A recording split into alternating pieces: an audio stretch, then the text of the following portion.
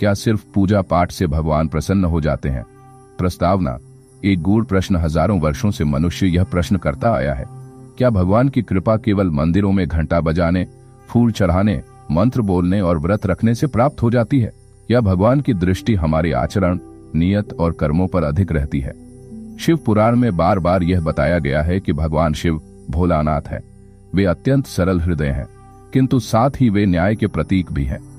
उनकी कृपा पाने के लिए केवल कर्मकांड पर्याप्त नहीं, अपितु आत्मा की शुद्धता और सत्य कर्म भी अनिवार्य है। आइए इस विषय को विस्तार से समझें। 1. शिव पुराण का दृष्टिकोण। भक्ति और आचरण दोनों आवश्यक। शिव पुराण विद्येश्वर संहिता में एक कथा आती है जिसमें भगवान शिव ने ब्रह्मा और विष्णु को एक अद्भुत रूप दिखाया, अग्निस्तंभ, जिसकी ना कोई शुरुआत थी ना कोई अंत। इस रूप के माध्यम से शिव ने यह समझाया कि वे असीम हैं और उनके स्वरूप को केवल बाह्य साधनों से समझना असंभव है। ब्रह्मा और विष्णु की भक्ति तो अत्यंत थी, परंतु ब्रह्मा ने झूठ बोला और वहीं शिव ने उन्हें दंडित कर दिया। यह स्पष्ट करता है कि शिव भक्ति को देखते हैं, लेकिन उसके साथ साथ सत्य, विनम्रता और कर्म का भी मूल्यांकन करते हैं। 2.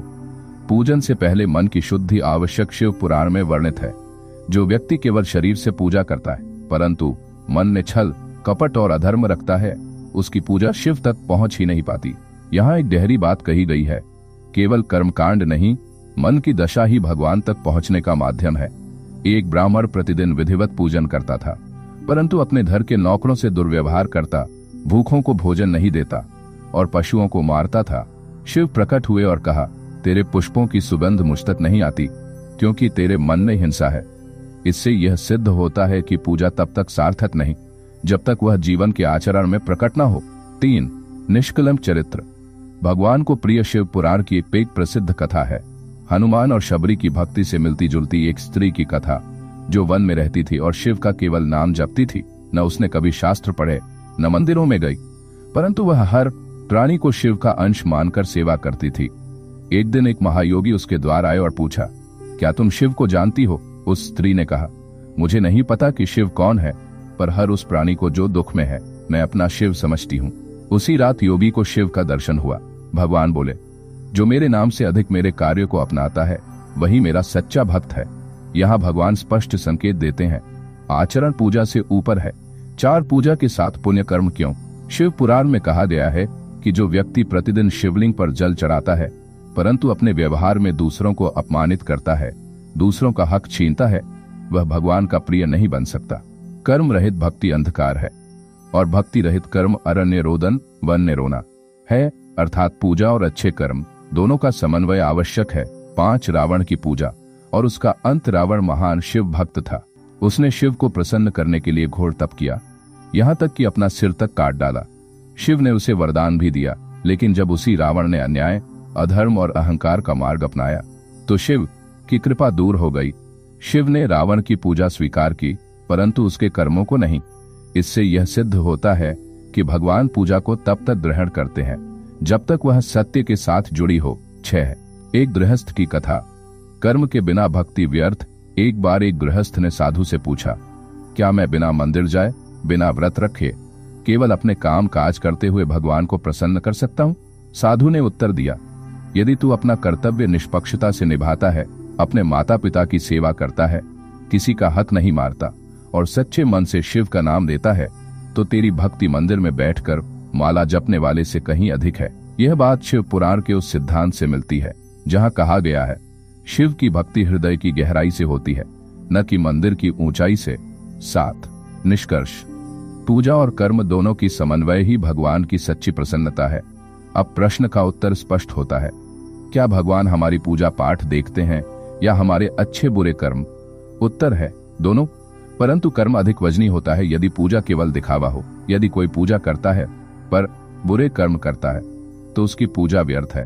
यदि कोई सच्चे मन से अच्छे कर्म करता है और मन में भगवान का नाम है तो वह बिना पूजन के भी शिव का प्रिय हो सकता है। जीवन में इसका क्या प्रयोग करें? पूजा अवश्य करें, परंतु उसे आत्मिक बनाएं। केवल क्रिया नहीं, भावना जोड़ें। हर दिन कुछ अच्छा करें, किसी का सहारा बने, किसी को क्षमा करें। अपने कर्मों को जांचते रहें, क्या हम दूसरों के लिए जीवन को थोड़ा आसान बना रहे हैं? नाम जप करें, लेकिन साथ ही नाम के अनुसार आचरण भी करें। कभी अपने पूजन की गिनती मत करो, अपने दयालु कर्मों की गिनती करो। अंतिम भाव, भोलानाथ क्यों कहलाते हैं? शिव इसलिए भोलानाथ हैं क्योंकि वे छल रहित हृदय से तुरंत प्रसन्न हो जाते हैं। उन्हें मन का शिवलिंग अधिक प्रिय है, भावना की गंगा अधिक प्रिय है और पुण्य के फूल अधिक प्रिय है। एपिसोड 2, क्या केवल नाम जप करने से भगवान प्रसन्न होते हैं? भूमिका, आज की दुनिया में हम देखते हैं कि बहुत से लोग नाम जप करते हैं और शिवाय हर हर महादेव, शिव शिव, पर साथ ही उनके आचरण में कटुता, ईर्ष्या, आलस्य, हिंसा भी रहती है। क्या सिर्फ जप करने से भगवान शिव प्रसन्न हो जाते हैं?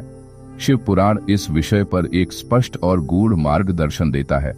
इस एपिसोड में हम समझेंगे, क्या मात्र जप ही भगवान को प्रिय होता है? क्या भावना और आचरण जप से भी ज्यादा महत्वपूर्ण है? क्या भगवान शिव केवल नाम सुनते हैं या हृदय की गहराई को भी देखते हैं? 1. नाम जप की महिमा। प्रारंभिक दृष्टिकोण, शिव पुराण में कई स्थानों पर नाम जप की महिमा बताई गई है। वायु संहिता में उल्लेख आता है, जो व्यक्ति प्रतिदिन शिव का नाम जपता है वह अनंत जन्मों के पापों से मुक्त हो जाता है। नाम जप को आत्मा की सीढ़ी माना गया है, वह आत्मा को संसार के बंधनों से ऊपर उठाता है। नाम जप के बिना भक्ति अधूरी मानी गई है, लेकिन शिव पुराण यह भी स्पष्ट करता है कि केवल नाम का उच्चारण पर्याप्त नहीं, भावना, सत्यता और निष्कलंक आचरण जरूरी है। 2. कथा, स्वार्थी व्यापारी और नाम जप। शिव पुराण की एक कथा में एक व्यापारी रोज मंदिर जाता, शिव का नाम लेता, ओम नमः शिवाय का 108 बार जप करता, लेकिन अपने व्यापार में धोखा देता, गरीबों से अधिक ब्याज वसूलता और यतीमों की जमीन हड़प लेता। एक दिन जब वह मंदिर से लौट रहा था, उसकी सवारी पलट गई और उसकी मृत्यु हो गई। जब उसके प्राण यमलोक पहुंचे तो उसने कहा, मैं तो रोज शिव का नाम जपता था, मेरे लिए स्वर्ग द्वार क्यों नहीं खुले? यमराज बोले, तूने नाम का उच्चारण किया पर शिव के स्वभाव का नहीं पालन किया। तूने नमः कहा जिसका अर्थ है अहंकार का त्याग, लेकिन तू अहंकारी रहा। तूने शिव कहा जिसका अर्थ है कल्याण, लेकिन तूने दूसरों का अनर्थ किया। इस कथा से स्पष्ट होता है कि नाम जप तभी फल देता है जब वह हृदय और कर्म दोनों से जुड़ा हो। 3. नाम जप का प्रभाव तब तक नहीं जब तक। शिव पुराण कहता है, यस्य मनः शुद्ध नास्ति तस्य जपो निष्फल है। जिसका मन शुद्ध नहीं उसका जप निष्फल है। यह कथन बड़ा मार्मिक है, यानी केवल जीभ से बोलने से कुछ नहीं होगा जब तक मन का व्यवहार ईश्वरीय न हो। 4. कथा, एक चांडाल और सच्चा नाम जप। एक अत्यंत रोचक कथा आती है। एक चांडाल, अछूत, जो शिव के भक्तों को मंदिर में नहीं जाने देता था, लेकिन वह दिन भर शिव शिव कहता था। उसका व्यवहार अत्यंत क्रूर था। एक दिन एक साधु आया और उससे कहा, तू शिव का नाम क्यों लेता है जब तू खुद शिव के भक्तों का अपमान करता है? चांडाल हंसकर बोला, क्योंकि नाम लेने से पुण्य मिलता है। साधु ने उत्तर दिया, पुण्य नहीं, पाखंड मिलता है यदि नाम जप के साथ जीवन में कोई परिवर्तन ना हो। चांडाल ने यह सुना और अपने जीवन में पहली बार सोचा, क्या मैं सच में शिव के नाम का आदर करता हूँ या उसे स्वार्थ के लिए उपयोग कर रहा हूँ? वह बदला और कुछ ही महीनों में उसका जीवन ऐसा हो गया कि स्वयं भगवान शिव ने उसे दर्शन दिए। यह दर्शाता है, नाम जप केवल तभी फल देता है जब वह आत्म परिवर्तन की प्रक्रिया बन जाए। 5. नाम जप यंत्र नहीं, आत्मसमर्पण है। शिव पुराण की दृष्टि में नाम जप कोई टोटका या यंत्र नहीं है जिसे जपते ही फल मिल जाए। यह एक आत्मसमर्पण की प्रक्रिया है। जब हम आओ नमः शिवाय कहते हैं तो उसका अर्थ होता है ओम ब्रह्म का स्मरण, नमः, मैं नहीं तू ही सब कुछ है शिवाय, जो कल्याणकारी है उसका मैं अर्पण करता हूँ। यदि यह अर्थ हमारे हृदय से नहीं निकला तो केवल आवाज से कुछ नहीं होगा। 6. सच्चा नाम जब जीवन को बदलता है। शिव पुराण में एक महायोगी का प्रसंग आता है। वे केवल 5 बार ओम नमः शिवाय कहते थे प्रतिदिन, लेकिन उनका जीवन अति विनम्र, सेवा प्रधान और सरल था। उनके पास कोई साधन नहीं था, कोई मंदिर नहीं, कोई बड़ी माला नहीं, लेकिन भगवान शिव स्वयं उनके पास प्रकट हुए और बोले, तू मेरे नाम का नहीं मेरे स्वरूप का जप करता है। अपने कर्मों से यह स्पष्ट करता है कि नाम जप तभी सार्थक है जब वह जीवन के कर्मों में उतरता है। 7. निष्कर्ष, नाम जप, व्यवहार, सच्ची भक्ति। इस एपिसोड का सार, केवल नाम जप केवल अच्छे कर्म संयोजन, नाम आचरण अधूरा है। पूर्ण भक्ति परिणाम सीमित फल, शुष्क फल बहुगुणित। भगवान शिव हमारे शब्द भी सुनते हैं, पर उससे पहले हमारे मन को पढ़ते हैं। आत्मचिंतन, हम अपने नाम जप को कैसे परखें? क्या मैं नमः शिवाय कहते समय उसका अर्थ समझता हूँ?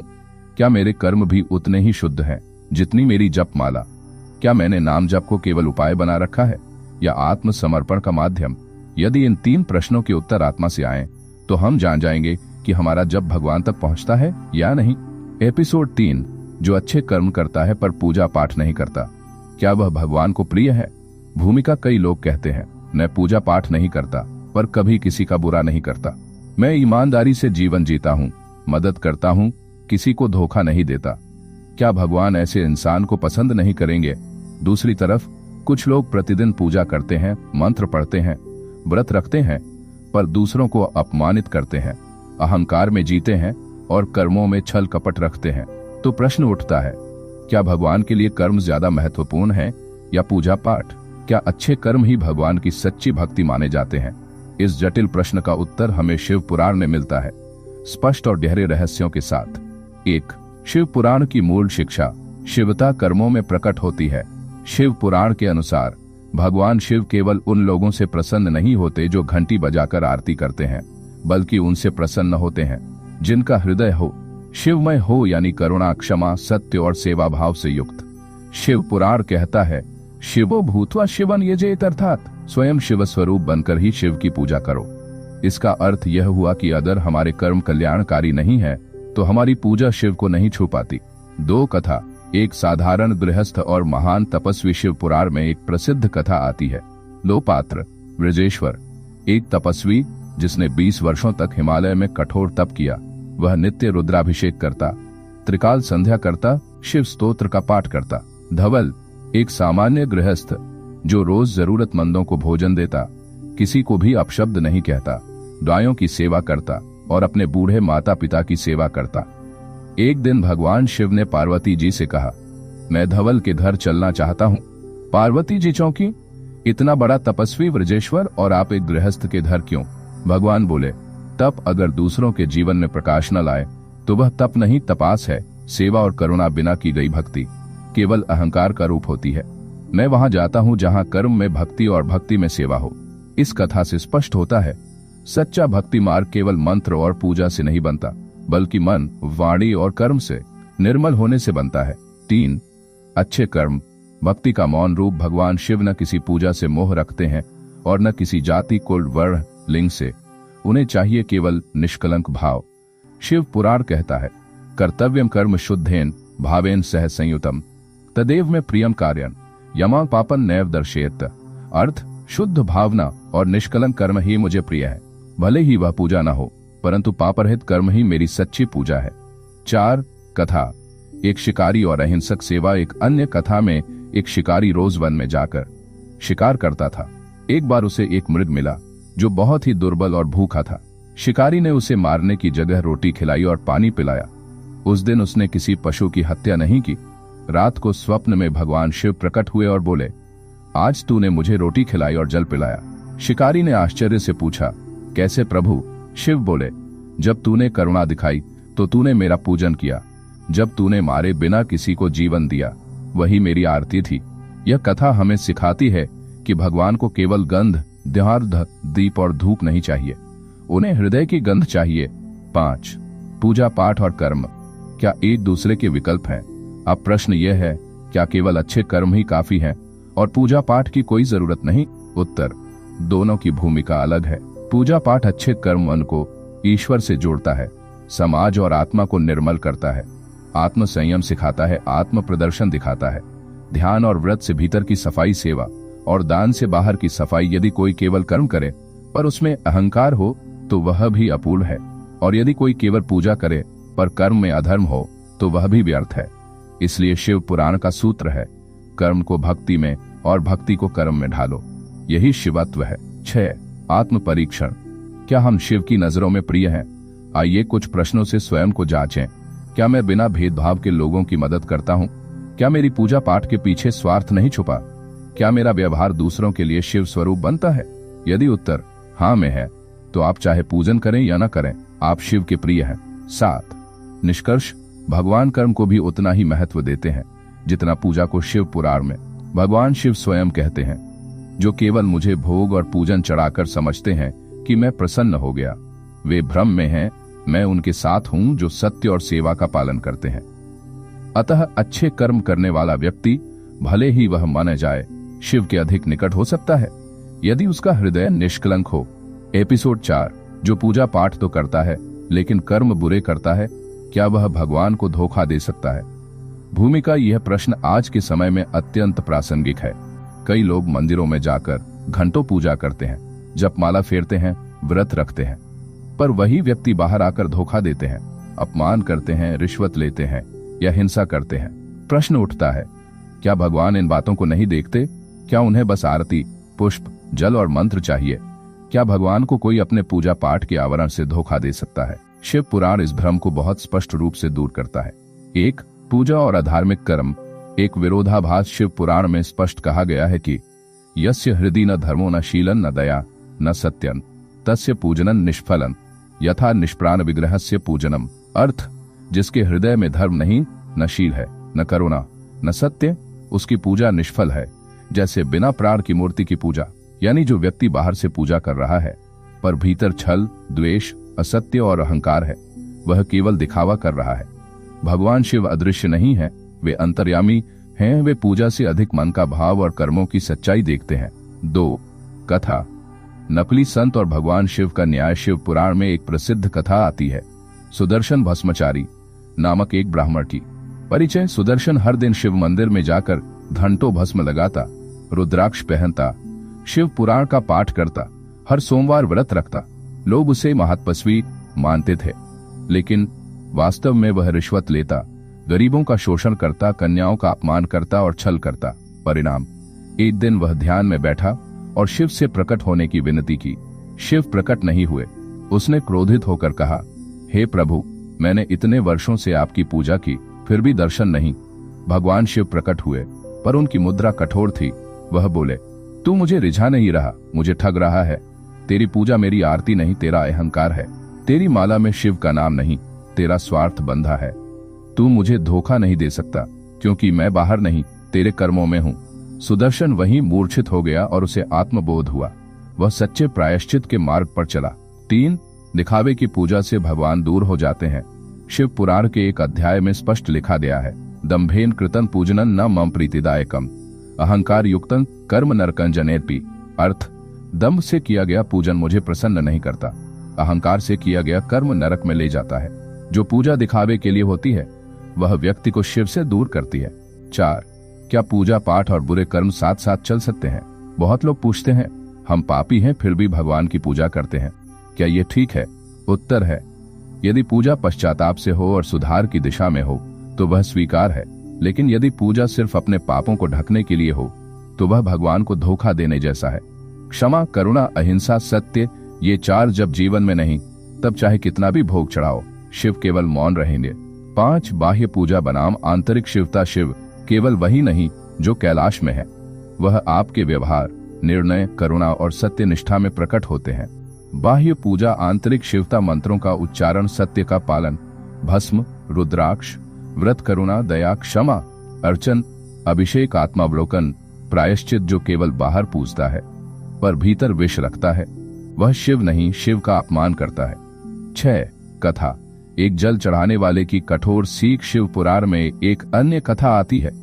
एक व्यक्ति था जो रोज शिवलिंग पर जल चढ़ाता था, पर दूसरों को पीने का पानी देने में कंजूसी करता। एक दिन भगवान शिव ने उससे पूछा, तू मुझे जल चढ़ाता है पर प्यासे को जल नहीं देता, क्या यह मेरी पूजा है या मेरी अवमानना?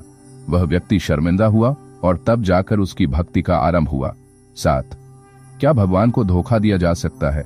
यह प्रश्न बहुत गहरा है। मनुष्य को तो धोखा दिया जा सकता है, पर भगवान को नहीं। वे न केवल हमारे शब्दों को सुनते हैं बल्कि हमारे विचारों को भी देखते हैं। शिव पुराण स्पष्ट करता है, शिवम हृदयं वीक्षते न च बाह्यम उपासनम धर्मं चेष्टितं गृह्णाति न केवलम पूजनम। अर्थ, भगवान शिव हृदय देखते हैं, केवल बाह्य उपासना नहीं, वे कर्मों को स्वीकार करते हैं, केवल पूजन नहीं। 8. आत्म परीक्षण के प्रश्न। क्या मेरी पूजा पाठ केवल सामाजिक दिखावे के लिए है? क्या मेरा व्यवहार मेरे मंत्रों के विपरीत है? क्या मेरी वाणी और कर्म शिव को अपमानित कर रहे हैं? यदि उत्तर हाँ में आता है तो भगवान को धोखा नहीं, स्वयं को धोखा दिया जा रहा है। निष्कर्ष, पूजा केवल आचरण से पूर्ण होती है। भगवान शिव को फूलों की माला से अधिक चाहिए निर्मल भावों की माला। उन्हें जल अर्पण से अधिक प्रिय है प्यासे को जल देना। उन्हें अभिषेक से अधिक प्रिय है आत्म सुधार का प्रयास। जो व्यक्ति पूजा करता है पर बुरे कर्म करता है, वह भगवान को धोखा नहीं देता, बल्कि अपनी आत्मा को विषाक्त कर रहा होता है। एपिसोड 5, क्या भगवान की कृपा केवल पूजा से मिलती है या अच्छे कर्मों से भी? भूमिका बहुत लोग वर्षों तक उपवास करते हैं, मंदिर जाते हैं, मंत्र जपते हैं, फिर भी जीवन में समस्याएं बनी रहती हैं। वहीं कुछ लोग होते हैं जो पूजा कम करते हैं पर अत्यंत सज्जन, सत्यनिष्ठ और सेवा भावी होते हैं और उनके जीवन में सहज शांति, सफलता व संतुलन होता है। तो प्रश्न उठता है, क्या भगवान की कृपा केवल पूजा से मिलती है या अच्छे कर्मों से भी? क्या पूजा किए बिना भी भगवान किसी पर कृपा कर सकते हैं यदि उसके कर्म पवित्र हैं? शिव पुराण इस प्रश्न का उत्तर अत्यंत सुंदर ढंग से देता है। 1. पूजा और कर्म, दो अलग मार्ग या एक ही यात्रा? शिव पुराण कहता है, न कर्म विहीनस्य न पूजनन फलदायकम, कर्मयुक्तन पूजनन ही भवति मोक्षप्रदायकम। अर्थ, जो व्यक्ति जीवन में धर्मयुक्त कर्म नहीं करता, उसकी पूजा भी फलदायक नहीं होती, परंतु जो व्यक्ति अच्छे कर्म करता है, उसकी पूजा मोक्षदायी होती है। यानी पूजा और कर्म एक ही रथ के दो पहिए हैं। केवल पूजा या केवल कर्म पर्याप्त नहीं, दोनों का संगम ही प्रभु को प्रसन्न करता है। 2. कथा, सत्यसेवी व्यापारी पर शिव की कृपा। शिव पुराण में एक सुंदर प्रसंग आता है। चरित्र, एक व्यापारी नंदनदास बहुत धार्मिक नहीं था। वह नियमित पूजा पाठ नहीं करता था, व्रत भी नहीं, परंतु वह एक अत्यंत ईमानदार, दयालु और सत्यवादी व्यक्ति था। वह अनाथों की सेवा करता, किसी को ठगता नहीं था और सदैव सर्वे भवन्तु सुखिनः की भावना रखता था। किंतु अगले ही दिन कुछ अज्ञात व्यक्ति आए और बोले, हमारे गुरुदेव ने भेजा है, ये धन लो और व्यापार पुनः आरंभ करो। नंदनदास चकित हुआ और पूछा, आपके गुरुदेव कौन है? उन्होंने उत्तर दिया, महादेव स्वयं। उन्होंने कहा, यह व्यक्ति मेरी पूजा नहीं करता, पर उसके कर्मों में मेरी उपस्थिति है। मैं केवल पुष्प नहीं, पवित्र हृदय पर प्रसन्न होता हूँ। 3. शिव कौन है? भावों के अधिपति भगवान शिव की विशेषता है कि वे बाह्य से अधिक भीतर को देखते हैं। उनका नाम ही है भक्ति प्रियाय च, यानी जो केवल भाव पर रीझते हैं। वे वेदों के ज्ञाता ब्राह्मण को भी त्याग देते हैं यदि वह पाखंडी हो, और एक भस्म लगाए भील को गले लगा लेते हैं यदि उसका हृदय पवित्र हो। उदाहरण, शबरी, एक भीलनी जिसने वर्षों तक प्रभु के लिए रास्ता देखा। उसने कोई यज्ञ नहीं किया, पर भाव इतना पवित्र था कि स्वयं भगवान वहां गए। इसी प्रकार शिव पुराण में भी उल्लेख है कि भाव, सेवा और निष्कलंक कर्म शिव को सबसे प्रिय है। 4. क्या अच्छे कर्म ही पर्याप्त हैं? यहाँ एक महत्वपूर्ण अंतर समझना होगा। यदि अच्छे कर्म स्वार्थ रहित हैं, तो वे स्वयं पूजा बन जाते हैं, पर यदि अच्छे कर्म केवल सामाजिक सम्मान या फल के लिए है, तो वे सीमित फल देते हैं। शिव पुराण कहता है, सेवा या दान तभी शिव पूजा मानी जाती है जब वह फल की इच्छा से मुक्त हो। उदाहरण, कोई व्यक्ति भूखे को भोजन देता है, यह भी पूजा है। कोई रोगी की सेवा करता है, यह भी अभिषेक है। कोई सच बोलता है, सत्य पर अडिग रहता है, यह भी जप है। जो सज्जनता में जीता है, वह शिव को रोज बिना शब्दों के प्रणाम करता है। 5. क्या पूजा के बिना भी कृपा मिलती है? हाँ, परंतु निम्न शर्तों पर। यदि जीवन में धर्म, दया, सत्य, क्षमा जैसे गुण हैं, यदि व्यक्ति अहंकारहीन, ममत्वहीन और सेवा में रत है, यदि वह समाज को जोड़ने वाला, दुख कम करने वाला है। शिव पुराण यह नहीं कहता कि पूजा न करो, बल्कि यह कहता है कि जो पूजा नहीं भी करता पर पवित्र कर्म करता है, उस पर भी भगवान कृपा करते हैं। 6. भक्ति, कर्म, कृपा। अंततः शिव पुराण यह समन्वय करता है, भक्ति बिना कर्म अधूरा है और कर्म बिना भक्ति शुष्क। जब दोनों मिलते हैं, तब भगवान स्वयं चलकर आते हैं। 7. आत्म परीक्षण के प्रश्न, क्या मेरी पूजा पाठ कर्मों से जुड़ी हुई है? क्या मेरी सेवा निस्वार्थ है? क्या मैं सिर्फ भगवान को प्रसन्न करने के लिए पूजा करता हूँ या खुद को ऊंचा दिखाने के लिए? यदि इन प्रश्नों का उत्तर ईमानदारी से दें, तो ही कृपा का मार्ग खुलेगा। निष्कर्ष, भगवान शिव को प्रसन्न करने के लिए केवल पूजा पर्याप्त नहीं, अच्छे निष्कलंक सेवा युक्त कर्म ही उनकी कृपा को आकर्षित करते हैं। जो रोज मंदिर ना जा सके पर रोज किसी की मदद करे, जो माला न फेर सके पर झूठ न बोले, जो जल न चढ़ा सके पर दूसरों को जल पिलाए, वही शिव भक्त है। एपिसोड 6, क्या भगवान उन पर भी कृपा करते हैं जो उन्हें नहीं जानते पर सच्चे इंसान है? भूमिका, बहुत से लोग ऐसे होते हैं जो किसी भगवान की मूर्ति के सामने कभी न झुकें, किसी विशेष नाम का जप न करें, किसी व्रत उपवास का पालन न करें, फिर भी वे अत्यंत सज्जन, सत्यप्रिय, करुणाशील और न्यायी होते हैं। वे दूसरों की पीड़ा देखकर बेचैन हो जाते हैं और स्वयं का लाभ त्याग कर भी किसी का भला करने को तत्पर रहते हैं। तो प्रश्न उठता है, क्या ऐसे लोग भी भगवान की कृपा के पात्र होते हैं? यदि कोई शिव को नहीं जानता, न उनकी पूजा करता है, पर जीवन में सत्य और धर्म का पालन करता है, क्या वह शिव के निकट है? शिव पुराण इस विषय पर बहुत स्पष्ट उत्तर देता है और यह उत्तर न केवल आश्वस्त करता है बल्कि गहरे आत्मविचार के लिए प्रेरित करता है। एक, धर्म का आधार केवल नाम या आचरण। शिव पुराण एक अत्यंत गूढ़ सत्य प्रकट करता है। न नामस्मरण केवलम मोक्षदं भवति, न अपि ज्ञानं विना धर्मम पूर्ण सिद्ध्यति। अर्थ, केवल नामस्मरण मोक्ष नहीं देता यदि आचरण पवित्र न हो, और केवल ज्ञान भी तब तक अधूरा है जब तक वह व्यवहार में न उतरे। अर्थात ईश्वर को जानना आवश्यक नहीं है, ईश्वर के गुणों को जीना अधिक आवश्यक है। जो करुणा, सेवा, क्षमा, दया, सत्य और विनम्रता को अपने जीवन में उतारता है, वह शिव को बिना नाम लिए भी पूज रहा है। 2, एक लोक कथा। बुद्धू फकीर और शिव की परीक्षा। शिव पुराण में एक कथा मिलती है जो बाद में लोक कथा के रूप में भी प्रसिद्ध हुई। पात्र, बुद्धू फकीर एक मुस्लिम फकीर जिसे भगवान शिव का अस्तित्व नहीं मालूम था। वह नियमित नमाज भी नहीं पढ़ता, पर हर पीड़ित की सेवा करता था। यदि किसी को भूखा देखता तो अपने हिस्से का खाना दे देता। कभी किसी को छोटा नहीं समझा, न जाति पूछी न धर्म। घटना, एक बार कैलाश में पार्वती जी ने शिव से पूछा, क्या आप सचमुच केवल अपने भक्तों पर कृपा करते हैं या हर उस पर भी जो अच्छाई में रमा हो, भले ही वो आपको न माने? शिव मुस्कुराए और बोले, मैं अपने नाम का उच्चारण सुनकर नहीं, भाव और कर्म देखकर कृपा करता हूँ। चलो आज तुम्हें दिखाता हूँ। शिव और पार्वती वेश बदलकर उस फकीर के पास गए और भूखे होने का नाटक किया।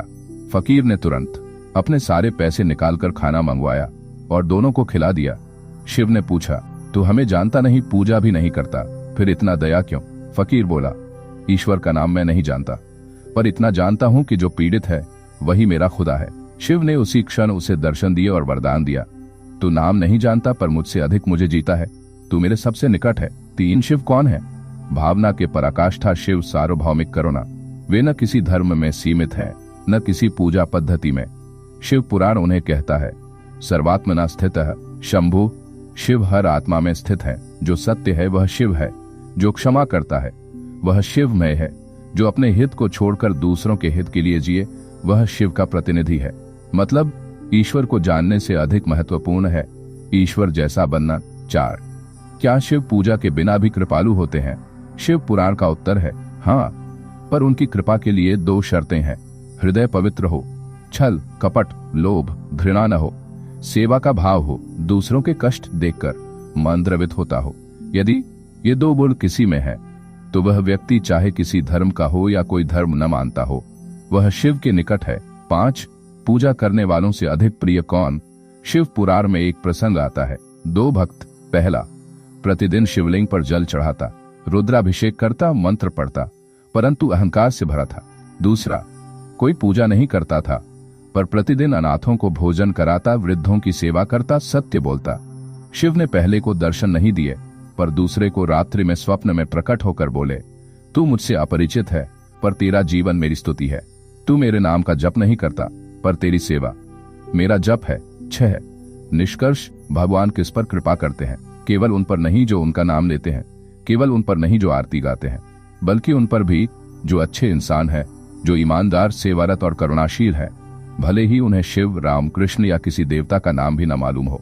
आत्मचिंतन के प्रश्न, क्या मैं केवल नाम ले रहा हूँ या उस नाम को जी भी रहा हूँ? क्या मेरा व्यवहार मेरे ईश्वर के अनुकूल है? क्या मेरा सेवा और करुणा में भी शिव की उपासना देखता हूँ? यदि हाँ, तो आप शिव से बहुत निकट हैं, नाम ले या ना ले।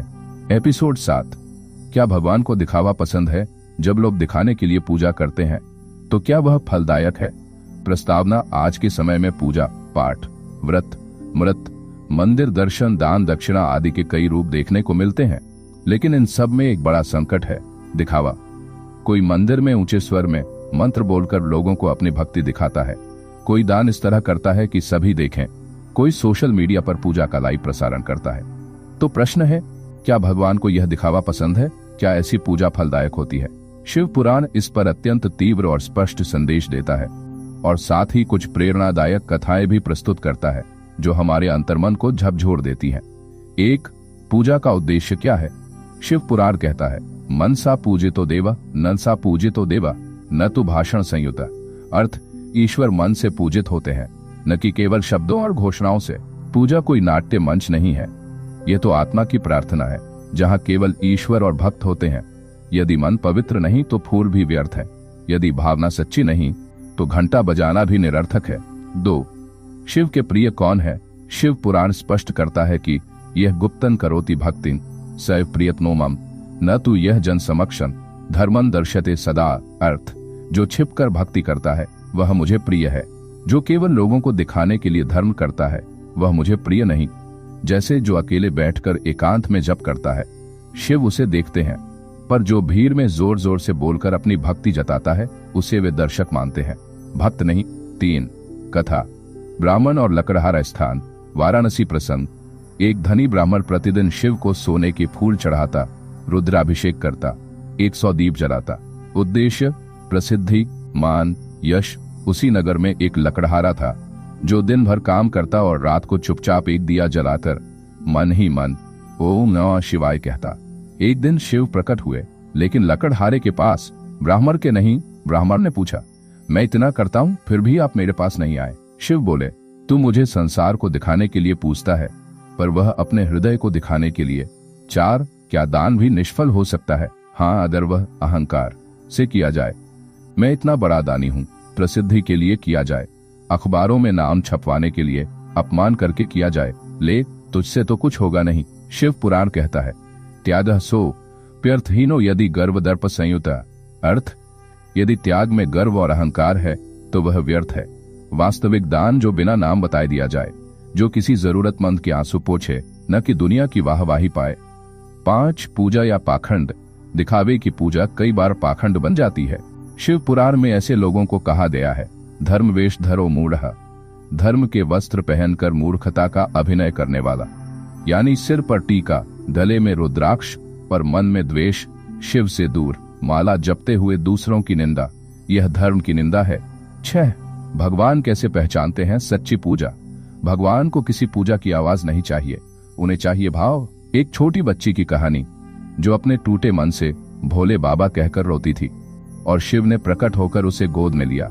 जबकि बड़े बड़े पंडित शास्त्र पढ़ते रहे, लेकिन उनमें अभिमान था।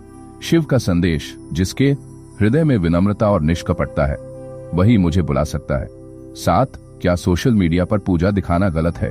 नहीं, जब तक उसमें प्रेरणा देने की भावना हो, कोई व्यक्तिगत अहंकार या गौरव न हो। लेकिन यदि उद्देश्य है, लोग कहें कि मैं बहुत धार्मिक हूं, मेरी पूजा सबसे बड़ी है, तो समझिए वह पूजा इंसानों के लिए है, भगवान के लिए नहीं।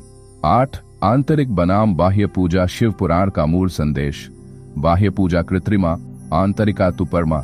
बाह्य पूजा कृत्रिमा, आंतरिका तु परमा। जल, मंत्र ये साधन है। आंतरिक पूजा, क्षमा, दया, प्रेम, यही सिद्धि है। निष्कर्ष, भगवान को दिखावा पसंद नहीं, उन्हें भावना, विनम्रता, निष्कपटता प्रिय है। भले कम पूजा करो पर सच्चे मन से करो, भले कम दान दो पर श्रद्धा से दो। पूजा मन से करो, भीड़ के लिए नहीं। आत्मंथन के प्रश्न। मेरी पूजा क्या सच में प्रभु के लिए है?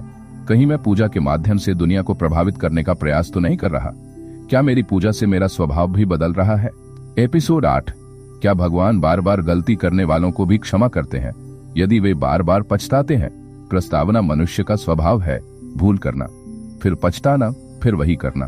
प्रश्न यह है कि क्या भगवान इस चक्र को देखते हैं और निराश हो जाते हैं, या फिर वे हर बार एक नई आशा लेकर प्रतीक्षा करते हैं? क्या क्षमा की कोई सीमा होती है भगवान के पास, या वे अनंत बार क्षमा कर सकते हैं? शिव पुराण इस प्रश्न पर अत्यंत कोमलता और गंभीरता से विचार करता है। महादेव का हृदय कितना विशाल है, इसका बोध इसी विषय से होता है। 1, भगवान शिव क्षमा के देवता। शिव पुराण कहता है, भक्तो यदि अपराधन करोति पुनः पुनः तथापि शिवं न वज्र समाचरेत। अर्थ, यदि भक्त बार बार अपराध करता है तो भी शिव उसे वज्र की तरह कठोर दंड नहीं देते। वे उसे समझते हैं, क्योंकि वे हैं भोलेनाथ, जो केवल भक्ति के एक आंसू से पिघल जाते हैं। 2, कथा। भस्मासुर। गलती पर गलती भस्मासुर को शिव ने वरदान दिया, जिसके सिर पर हाथ रखेगा वह भस्म हो जाएगा। पर वह स्वयं शिव पर यह प्रयोग करने चला, फिर भी शिव ने उसे तुरंत नहीं मारा। विष्णु ने मोहिनी रूप ने उसका अंत किया, परंतु शिव क्यों चुप रहे? क्योंकि वे जानते थे भस्मासुर अभी समझदार नहीं है, पर दंड से नहीं ज्ञान से सुधरेगा। यह महादेव की क्षमा शक्ति की गहराई को दर्शाता है। 3. सच्चा पछतावा और झूठा पछतावा। महादेव सब समझते हैं। सच्चा पछतावा, झूठा पछतावा, अश्रुपूर्ण नेत्र, समाज से डर, गलती स्वीकारना, दोष दूसरों पर डालना, पुनरावृत्ति से बचना, फिर वही करना, भीतर से बदलना, बाहर से बोलना। यदि पश्चाताप सच्चा हो तो भगवान 1000 बार क्षमा करते हैं। यदि वह नाटक हो तो क्षमा नहीं, परीक्षा होती है। 4. कथा।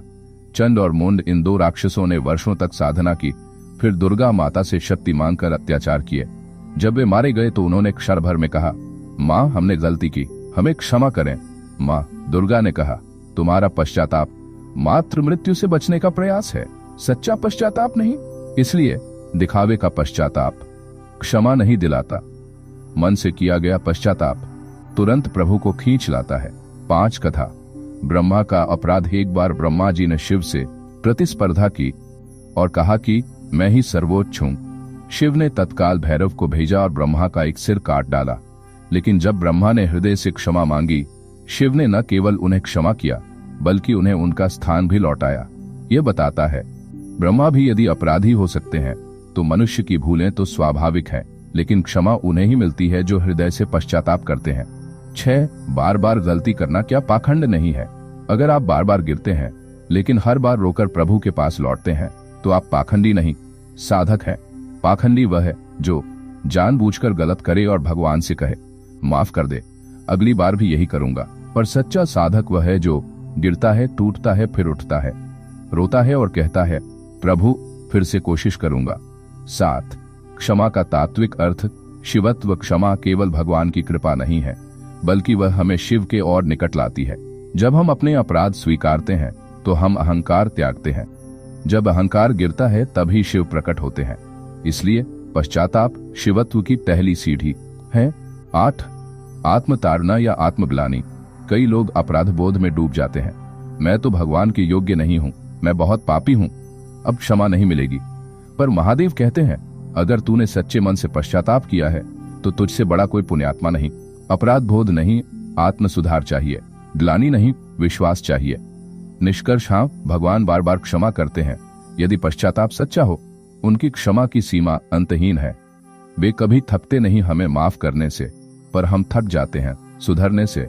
भगवान की क्षमा हमें बार बार अवसर देती है, आलस्य नहीं। आत्मंथन के प्रश्न। क्या मेरा पछतावा सच्चा है? क्या मैं बार बार वही गलती कर रहा हूँ और फिर अभिनय कर रहा हूँ? क्या मैंने अपने भीतर बदलाव के प्रयास किए हैं? एपिसोड 9। क्या भगवान केवल उन्हीं की सुनते हैं जो पूजा पाठ में नियमित हैं, जो व्यस्तता के कारण नहीं कर पाते? क्या वे भगवान से दूर हो जाते हैं? प्रस्तावना। आज के जीवन की एक बड़ी चुनौती है व्यस्तता। हम सब किसी न किसी काम में व्यस्त रहते हैं और कभी कभी ऐसा महसूस होता है कि हम भगवान के लिए समय नहीं निकाल पा रहे हैं। क्या भगवान ऐसे लोगों को नकार देते हैं जो नियमित पूजा पाठ नहीं कर पाते? क्या हमारी व्यस्तता हमें भगवान से दूर कर देती है? ये सवाल हमें अपने आत्मबल को परखने का मौका देता है, क्योंकि शिव पुराण में इस पर बहुत महत्वपूर्ण बातें दी गई हैं। क्या हमारे कर्म और हमारी स्थिति के आधार पर भगवान हमारे पास आते हैं या नहीं? आइए इस विषय पर शिव पुराण से कुछ महत्वपूर्ण विचार जानें। 1. भगवान तो अंतःकरण के ज्ञाता है। शिव पुराण कहता है, अंतःकरण ज्ञानन शिवम नीरन च सर्वदा। अर्थ, भगवान शिव हमारी अंतरात्मा के ज्ञाता है और वे हमारे मन और हृदय की स्थिति को हमेशा जानते हैं। यानी भगवान के लिए हमारी बाहरी क्रियाएं महत्वपूर्ण नहीं है, बल्कि हमारे अंतरात्मा का स्वरूप और भावना महत्वपूर्ण है। जो व्यस्तता के कारण पूजा नहीं कर पाते, वे भी भगवान के हृदय में स्थान रखते हैं यदि उनका मन शुद्ध है। 2. भगवद गीता में श्री कृष्ण की बात। भगवान श्री कृष्ण ने भगवद गीता में स्पष्ट रूप से कहा, यदा यदा ही धर्मस्य ग्लानिर्भवति भारत। अर्थ, जब जब धर्म की हानि होती है और अधर्म बढ़ता है, तब तब मैं पृथ्वी पर प्रकट होता हूं। अगर भगवान इस धरती पर अवतार ले सकते हैं तो क्या वे अपने भक्तों की भक्ति में भी अंतर नहीं समझ सकते? जो व्यक्ति व्यस्तता के कारण पूजा नहीं कर पाता लेकिन फिर भी भगवान में विश्वास रखता है, वह भगवान से कभी दूर नहीं होता। 3. कथा। रात्रि में भगवान की भक्ति। एक समय की बात है, एक साधक था जो दिन भर व्यापार में व्यस्त रहता था। वह प्रतिदिन कोई पूजा पाठ नहीं कर पाता था। लेकिन उसे अपने मन में ओम शिवाय का जप कभी भी छोड़ने की आदत नहीं थी। एक दिन भगवान शिव ने उसके पास प्रकट होकर कहा, तुम मेरे भक्त हो क्योंकि तुम्हारा मन और हृदय मुझ में सच्चा है। पूजा पाठ समय के अनुसार नहीं बल्कि भावना के अनुसार महत्वपूर्ण है। यह कथा हमें यह सिखाती है कि भगवान हमारे मन की स्थिति को पहले देखते हैं, न कि हमारे बाहरी क्रियाकलापों को। 4 व्यस्तता में भक्ति क्या है? इसका अर्थ व्यस्त जीवन में भक्ति का अर्थ यह नहीं है कि हमें समय का ख्याल छोड़ देना चाहिए, लेकिन भगवान को प्रसन्न करने का तरीका हर व्यक्ति के लिए अलग हो सकता है। अगर किसी व्यक्ति के पास समय नहीं है तो क्या वह भगवान से दूरी बना सकता है? शिव पुराण कहता है, यद्यद कार्यम भवेद विप्रम तद्याद्वय भगवत सुखम कर्तव्यम कर्म युक्तं च प्रभुत्वं न ही भवेत। अर्थ, जो व्यक्ति अपने कार्यों में भगवान की इच्छा से कार्य करता है वह भगवान के द्वारा ही सफल होता है। यदि कोई व्यक्ति काम करते हुए भी भगवान को याद करता है तो वह उस काम में भी भक्ति पा सकता है। यह भक्ति हर कार्य में समाहित हो सकती है, चाहे वह व्यापार हो या अन्य कोई कार्य। 5 कथा राक्षस रावण की भक्ति। रावण, जो कि एक राक्षस था, प्रतिदिन बड़े भव्य तरीके से पूजा करता था, लेकिन उसकी भक्ति का उद्देश्य प्रसिद्धि और शक्ति था, न कि भगवान के प्रति सच्ची श्रद्धा। रावण की पूजा में समय और स्वरूप पर ध्यान दिया गया था, लेकिन उसमें भावना का अभाव था। यह दिखाता है कि केवल नियमितता नहीं बल्कि भावनाओं की पवित्रता भी महत्वपूर्ण है। भगवान के पास कोई टाइम नहीं होता। शिव पुराण का एक बहुत प्रसिद्ध उद्धरण है, शिवाय तु भक्ति संयुक्तन न कदाचित विजय सदा। अर्थ, भगवान शिव को तो कभी भी पुकारा जा सकता है, वे हमारे किसी समय के पाबंद नहीं होते। जब भी हम मन से, भावना से सच में भगवान को याद करते हैं वे हमारे पास आ जाते हैं। 7 भगवान को कैसे प्रसन्न करें यदि समय नहीं मिलता? व्यस्त जीवन में भगवान को प्रसन्न करने के कुछ तरीके हो सकते हैं। हृदय से प्रार्थना, जब भी समय मिले हम मन में भगवान से बात कर सकते हैं। किसी कार्य को भगवान के लिए समर्पित करना, अगर कोई काम कर रहे हैं तो उसे भगवान को समर्पित करें। ध्यान, यदि समय नहीं है तो ध्यान के माध्यम से भी भगवान के साथ जुड़ा जा सकता है। साधारण भजन, काम के बीच में भी कुछ भजन या मंत्र का जाप किया जा सकता है। मनोबल बढ़ाने वाली प्रार्थनाएं, स्वयं को निरंतर सकारात्मक बनाए रखने के लिए भगवान से प्रार्थना करें। 8 निष्कर्ष, भगवान हमारे कर्मों की स्थिति और हमारी नीयत को समझते हैं। व्यस्तता हमें भगवान से दूर नहीं कर सकती। जो व्यक्ति दिन में केवल कुछ क्षणों के लिए अपने दिल से भगवान को याद करता है वह भी उसी तरह प्रिय होता है जैसे कोई नियमित पूजा करने वाला भक्त। भगवान के पास कोई टाइम नहीं होता, वे हमारे दिल की आवाज को सुनते हैं। आत्ममंथन के प्रश्न, क्या मैं अपने व्यस्त जीवन में भगवान को याद करने का कोई तरीका खोज सकता हूँ? क्या मैं हर कार्य को भगवान के लिए समर्पित करने का प्रयास करता हूँ? क्या मेरी पूजा और प्रार्थनाएं केवल दिनचर्या तक सीमित है या मैं उन्हें अपने जीवन का हिस्सा बनाता हूँ? एपिसोड 10, क्या भगवान ने हमें जीवन में संघर्ष देने के लिए भेजा है या वह चाहते हैं कि हम हर हाल में आनंदित रहें? प्रस्तावना, कई बार जीवन में हम कठिनाइयों से जूझते हुए भगवान से प्रश्न करते हैं, हे भगवान, क्या आपने मुझे दुख देने के लिए ही इस धरती पर भेजा है? क्या हमारा जन्म ही संघर्षों के लिए हुआ है या भगवान चाहते हैं कि हम दुखों से ऊपर उठकर आनंद की स्थिति में पहुंचे? शिव पुराण में इन प्रश्नों का बहुत सुंदर उत्तर है। भगवान शिव के कई संवादों और घटनाओं में यह बताया गया है कि वे हमें दुख में क्यों डालते हैं और कैसे वे हमारे हर संघर्ष के पीछे एक गूढ़ उद्देश्य रखते हैं। 1 जीवन एक परीक्षा है। शिव पुराण की दृष्टि से, शिव पुराण के अनुसार यह संसार एक विद्यालय है और हम सब विद्यार्थी हैं। भगवान हमें परीक्षा के रूप में संघर्ष देते हैं ताकि हम आत्मिक रूप से ऊपर उठ सकें। यदा जीव क्लेशम भजति तदा शिवम समीपम लभते। अर्थ, जब जीव क्लेश संघर्ष का अनुभव करता है तब वह भगवान शिव के और अधिक निकट होता है। संघर्ष भगवान के विरुद्ध नहीं होता बल्कि भगवान के साथ हमारी निकटता का माध्यम बनता है। 2 सुख नहीं, शुद्धि चाहिए। भगवान को अक्सर हम सोचते हैं कि भगवान हमें सुख दें, लेकिन भगवान का उद्देश्य है शुद्धि। भगवान शिव अपने भक्तों को इस संसार में शुद्ध, निर्मल और सच्चा बनाना चाहते हैं। जैसे कोई सोने को तपाकर शुद्ध करता है, वैसे ही भगवान हमारे जीवन को तपस्या के माध्यम से शुद्ध करते हैं। तपसा शुद्धते जीव न तो सुखेन। शिव पुराण, अर्थ, सुख से नहीं तपस्या से जीव की शुद्धि होती है। इसलिए जब भगवान हमें संघर्ष देते हैं तो वह हमारी आत्मिक उन्नति के लिए होता है, न कि हमें सजा देने के लिए। 3 कथा चंद्रमा का शाप। शिव पुराण में चंद्रदेव की कथा आती है। चंद्रमा ने दक्ष प्रजापति की 27 कन्याओं से विवाह किया, परंतु केवल रोहिणी से स्नेह किया। दक्ष ने क्रोधित होकर चंद्र को क्षय रोग, क्षीणता का शाप दिया। चंद्रदेव को अत्यंत पीड़ा हुई और वे कैलाश जा पहुंचे। उन्होंने भगवान शिव की घोर तपस्या की। परिणाम, भगवान शिव ने उन्हें शाप मुक्त नहीं किया, बल्कि एक उपाय दिया। तुम कलात्मक रूप में क्षय व पुनरुत्थान के चक्र में रहो, यही तुम्हारी मुक्ति है। यानी संघर्ष को हटाया नहीं गया, परंतु उसमें से शिवत्व प्राप्त करने का मार्ग खोल दिया गया। 4. तो क्या भगवान चाहते हैं कि हम आनंदित न रहें? नहीं, भगवान यह नहीं चाहते कि हम दुखी रहें, परंतु वे यह भी नहीं चाहते कि हम मिथ्या सुखों में उलझे रहें। वे चाहते हैं कि हम स्थायी आनंद प्राप्त करें, जो न तो संसार से आता है, न परिस्थितियों से, बल्कि आत्मा के जागरण से आता है। नित्यं शिव सुखम प्राप्य मोक्षो मार्गम गच्छति जना। शिव पुराण अर्थ, जो व्यक्ति शिव के सच्चे सुख को प्राप्त कर लेता है वह मोक्ष की ओर अग्रसर होता है। इसलिए भगवान हमें संघर्षों से गुजरने देते हैं ताकि हम सत चित आनंद की ओर बढ़ सकें। 5. संघर्ष एक ईश्वर की शिक्षा है। जब बच्चा चलना सीखता है तो कई बार गिरता है। क्या माँ उसे गिरने से बचाती है?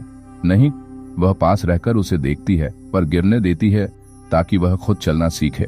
ठीक वैसे ही भगवान हमारे पास होते हैं, पर हमें संघर्ष से गुजरने देते हैं ताकि हम बलवान बने। शिव पुराण में पार्वती जी की तपस्या इसका अद्भुत उदाहरण है। स्किल बिल्डिंग प्लेटफॉर्म है। यहाँ आप बोलना सीखते हैं, सोचना सीखते हैं, प्रेजेंट करना सीखते हैं। ये सब स्किल्स आपको कहीं और भी काम आएंगी। अगर आपने 2 साल YouTube पर कंसिस्टेंटली काम किया है तो आप फ्रीलांस कर सकते हैं, क्लाइंट्स ले सकते हैं, कोर्सेज बना सकते हैं या डिजिटल मार्केटिंग में काम कर सकते हैं। मतलब YouTube कभी भी 0 रिटर्न नहीं देता। हाँ, फेम और पैसा न मिले, लेकिन एक्सपीरियंस जरूर मिलेगा। और अगर आप लकी और स्ट्रेटेजिक दोनों हुए तो YouTube आपको वो भी देगा जो आपने सोचा नहीं था। लेकिन बस लकी होना काफी नहीं, स्मार्ट और पेशेंस वाला होना पड़ेगा। अब कुछ रियल एडवाइस। अगर आप नए क्रिएटर हैं तो शुरुआत में सिर्फ रिजल्ट पे फोकस मत कीजिए। फोकस कीजिए लर्निंग पे, स्किल बिल्डिंग पे, कंसिस्टेंसी पे। हफ्ते में कम से कम 2 अच्छे वीडियो डालिए। हर बार कुछ नया ट्राई कीजिए। टाइटल, थंबनेल और हुक पे सबसे ज्यादा मेहनत कीजिए। ऑडियंस के कमेंट्स को ध्यान से पढ़िए, फीडबैक को समझिए और जो लोग सपोर्ट कर रहे हैं उनका दिल से धन्यवाद दीजिए।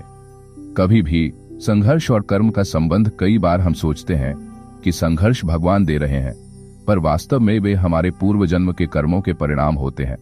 भगवान तो केवल उन संघर्षों के माध्यम से हमें पुनरुद्धार का मार्ग दे रहे हैं।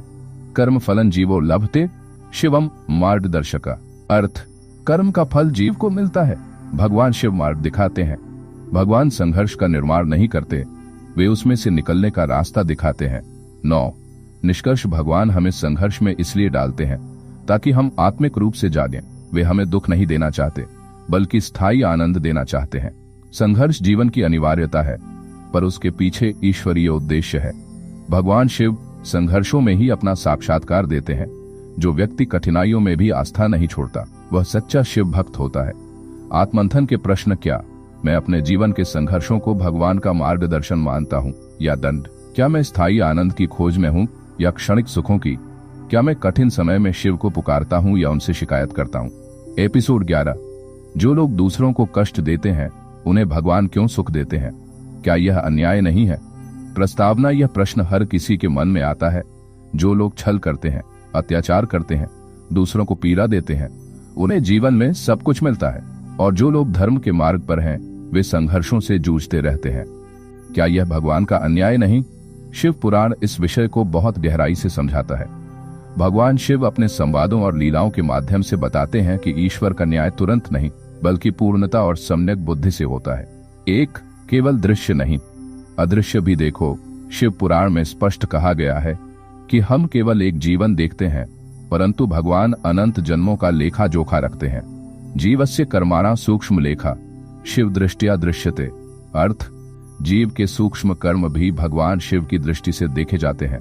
जिसे हम अत्याचारी कहते हैं, वह आज जो भोग रहा है वह पिछले पुण्यों का फल हो सकता है, और जिसे हम धार्मिक कहते हैं उसके आज के संघर्ष पूर्व जन्म के पापों का परिणाम हो सकते हैं। यह अन्याय नहीं, बल्कि अदृश्य न्याय है। 2 भोग का नियम, देरी पर चूक नहीं। शिव पुराण में एक सिद्धांत दिया गया है, कर्म फलन काले निश्चितन च्युतन नहीं भवेत कदा। अर्थ, कर्मों का फल निश्चित समय पर मिलता है, वह कभी नहीं चूकता। जो अत्याचारी अभी भोग रहा है वह भोग की समाप्ति के बाद भयंकर परिणामों में प्रवेश करेगा, और जो धर्मात्मा अभी संघर्ष कर रहा है वह कर्मों की संघर्ष कर रहा है, वह कर्मों की समाप्ति के बाद अत्यंत सुख का अधिकारी होगा। भगवान के न्याय में कोई भूल नहीं। 3 कथा। भस्मासुर। दुष्ट को वरदान क्यों? शिव पुराण में भस्मासुर की कथा आती है। वह एक राक्षस था जिसने भगवान शिव की तपस्या की।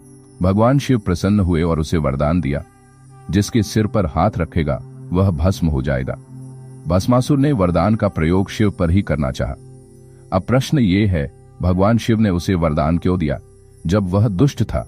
उत्तर स्पष्ट है, भगवान भक्त की नियत नहीं उसकी तपस्या पर न्याय करते हैं। तप किया है, नियम से किया है तो फल मिलेगा, चाहे वह सज्जन हो या दुष्ट, परंतु फल के बाद उसके कर्म ही उसे नष्ट कर देते हैं। भस्मासुर अंत में स्वयं ही भस्म हो गया। 4 भगवान क्यों प्रतीक्षा करते हैं?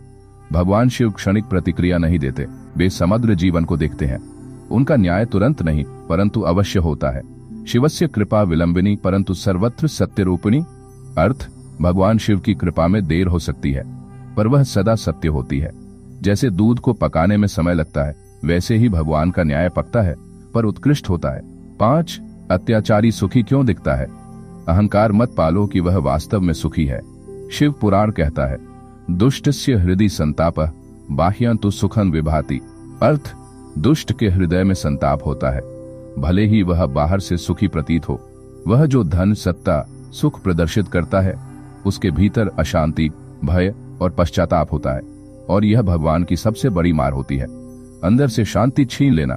6 कथा। रावण का वैभव। रावण जो महान शिव भक्त था, लंका के वैभव से भरपूर था, पर क्या वह वास्तव में सुखी था? सीता को हर लिया, फिर भी भय में जीता रहा। शिवलिंग को लंका ले जाने में असफल रहा। राम के डर से कई रात्रियां जागता रहा। अंत में पूरा वंश समाप्त हो गया। भगवान ने उसे तुरंत नहीं मारा परंतु पूर्ण विनाश दिया। 7 धर्मात्मा दुखी क्यों होता है? शिव पुराण में वर्णन है कि सज्जनो दुखं यदा सहते तदा तस्य पापानि नश्यन्ति। अर्थ, जब सज्जन व्यक्ति दुख सहता है तब उसके पाप नष्ट होते हैं। इसलिए यदि एक धर्मात्मा अभी दुख पा रहा है तो वह पिछले जन्मों की गंदगी से मुक्त हो रहा है और फिर वह शुद्ध होकर महालाभ का अधिकारी बनता है। 8 ईश्वर का न्याय। मानव दृष्टि से नहीं समझ सकते, मानव सीमित है, ईश्वर असीम। हम केवल अभी देखते हैं पर भगवान तीनों काल, भूत, वर्तमान, भविष्य देखते हैं।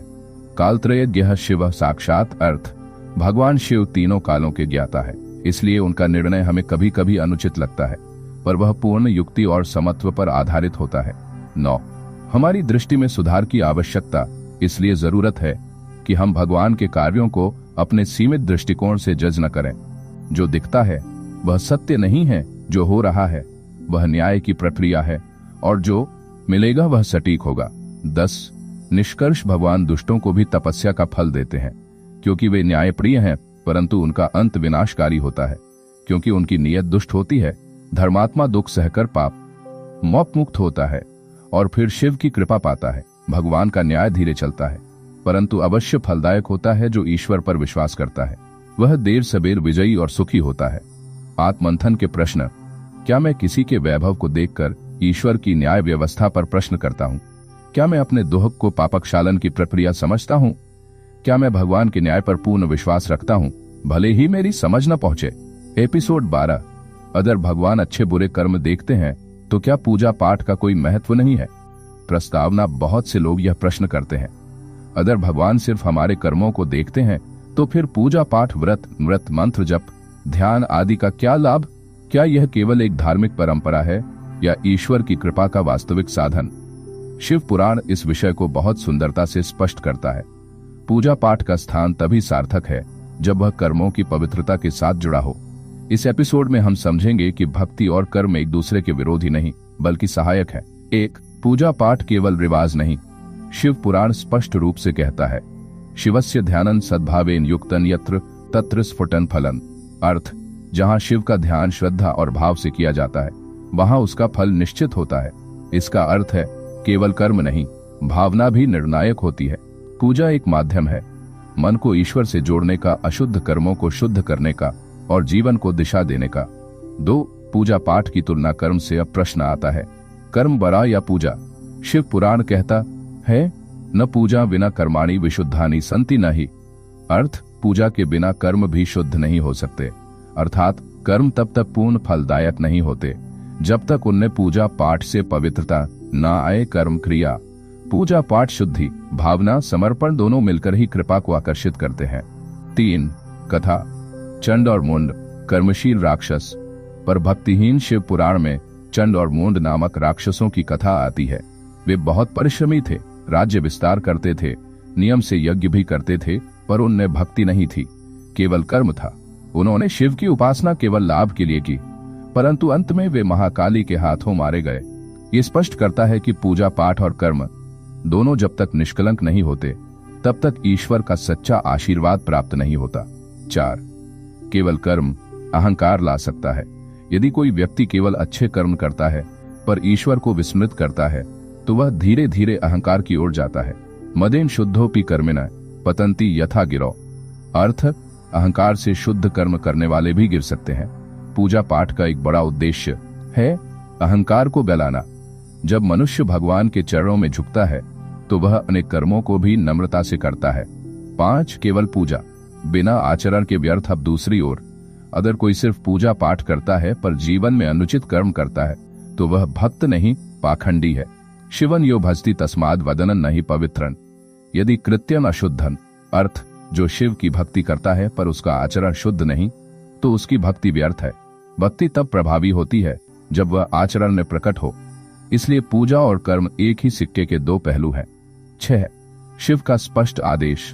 पूजा और पुण्य दोनों चाहिए। शिव पुराण में स्वयं भगवान शिव कहते हैं, मम भजनन तु युक्तन धर्मेण अन्यथा तु न मम प्रीति। अर्थ, मेरा भजन तभी स्वीकार्य है जब वह धर्मयुक्त हो, अन्यथा नहीं। अर्थात पूजा उसी की फलदायक है जो जीवन में धर्म का आचरण करता हो। 7. पूजा से मिलता है विवेक। एक व्यक्ति जो सच्ची भावना से शिव का पूजन करता है उसे केवल पुण्य नहीं बल्कि विवेक मिलता है कि वह कौन सा कर्म करे। कौन हमारे आंतरिक सॉफ्टवेयर को अपडेट करती है। ध्यान योगेन शुद्धात्मा बुद्धि लभते शुभा। अर्थ, ध्यान योग से शुद्ध आत्मा शुभ बुद्धि प्राप्त करती है। 8. कथा।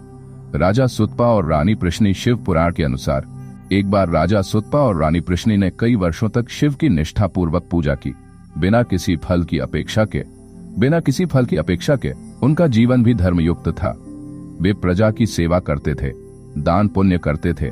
फलस्वरूप भगवान विष्णु स्वयं उनके पुत्र के रूप में प्रकट हुए, जो बाद में कृष्ण के रूप में अवतरित हुए।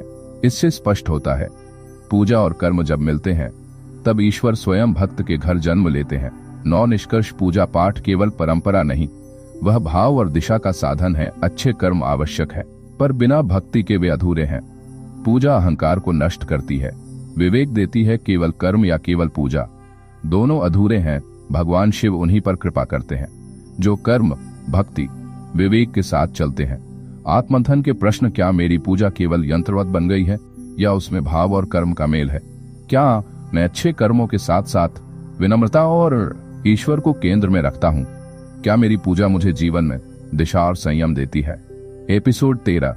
क्या भगवान केवल उन्हें कृपा देते हैं जो बड़े व्रत उपवास करते हैं? छोटे छोटे प्रयास करने वालों की भक्ति का क्या? प्रस्तावना। आम जनमानस में यह भ्रम प्रचलित है कि भगवान केवल उन्हीं की सुनते हैं जो कठोर तप, लंबी साधना या कठिन उपवास करते हैं। क्या यह सत्य है? जो व्यक्ति दिन रात मेहनत करता है, गृहस्थ जीवन संभालता है, छोटे छोटे प्रयासों से ईश्वर को याद करता है, क्या उसकी भक्ति तुच्छ है? क्या शिव केवल उन्हीं पर कृपा करते हैं जो तीर्थों में जाते हैं, कठिन व्रत करते हैं या जंगलों में तप करते हैं? शिव पुराण इस भ्रम का स्पष्ट उत्तर देता है, नहीं। 1. भक्ति का मूल्य तप की तीव्रता नहीं, भाव की गहराई से होता है। शिव पुराण कहता है, भावग्राही जनार्दन, अर्थात भगवान भाव को ग्रहण करते हैं, बाह्य प्रदर्शन को नहीं। शिव का हृदय उन लोगों के लिए अधिक कोमल होता है जो सच्चे मन से उन्हें स्मरण करते हैं, जिनके पास समय या संसाधन नहीं है पर फिर भी पल दो पल भगवान को नमन करते हैं। ईश्वर की कृपा उसके तप की मात्रा पर नहीं, उसकी सच्चाई और नम्रता पर निर्भर है। 2. कथा। गरीब लकड़हारा और उसकी सच्ची भक्ति। शिव पुराण में एक कथा आती है। एक गरीब लकड़हारा दिन भर जंगल से लकड़ियां काटता और बेचता था।